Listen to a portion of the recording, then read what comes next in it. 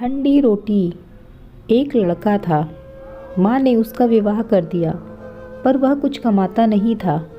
माँ जब भी उसे रोटी परोसती थी, तब वह कहती कि बेटा ठंडी रोटी खा लो। लड़के की समझ में नहीं आया कि माँ ऐसा क्यों कहती है, फिर भी वह चुप रहा।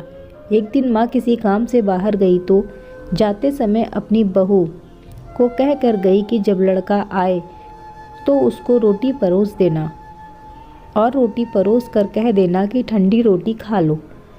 उसने अपने पति से वैसा ही कह दिया तो वह चिढ़ गया कि माँ तो कहती ही है, अब वह भी कहना सीख गई। वह अपने स्त्री से बोला कि बता रोटी ठंडी कैसे हुई? रोटी भी गर्म है, दाल साग भी गर्म है, फिर तू ठंडी रोटी कैसे कहती है? वह बोली कि यह तो आपकी माँ जाने, आपकी माँ ने मुझे ऐसा कहने के लिए कहा था, इसलिए मैंने कह दिया।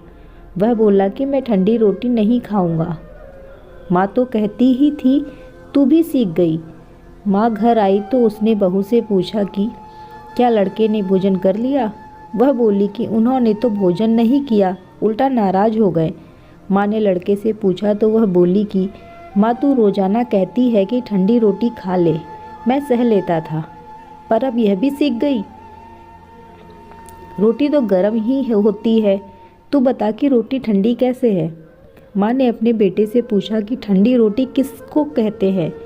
तो बेटा बोला, माँ सुबह की बनाई हुई रोटी शाम को ठंडी होती है, बासी रोटी ठंडी और ताज़ी रोटी गर्म होती है। माँ ने कहा बेटा अब तो विचार करके देख, तेरे बाप की जो कमाई है वह ठंडी और बासी रोटी है। गरम ताज़ी रोटी तो तब होगी जब तू खुद कमा कर लाएगा। लड़का समझ गया और माँ से बोला कि अब मैं खुद कमाऊँगा और गरम रोटी खाऊँगा। आशा करती हूँ आपको मेरी कहानी पसंद आई होगी। कहानी पसंद आई हो तो कहानी को लाइक शेयर करें, चैनल को सब्सक्राइब करें। धन्यवाद।